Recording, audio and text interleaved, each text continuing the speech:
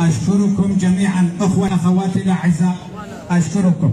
هذه الوقفة الاحتجاجية احتراما لدم شهدائنا، ما عندنا مخطط لأي مسيرة، كانت هي وقفة احتجاجية وليس مسيرة أو مظاهرة، لا هي مظاهرة ولا هي مسيرة، هي وقفة احتجاجية تضامنا مع أهل الشهداء. أشكركم جميعا. آسف وسيا واجياتكم خاصك نندنا خلاص وخديج واجيا راضي به وإيه كيف ماشي لجمع برنامجي ما دوتنا، ما عندنا أي برنامج بأي حركة أخرى.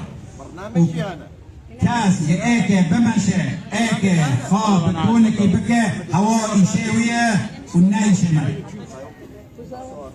هاو مسؤوليتي خادك شنو وهاو باري زراري دكه هاو مسؤول.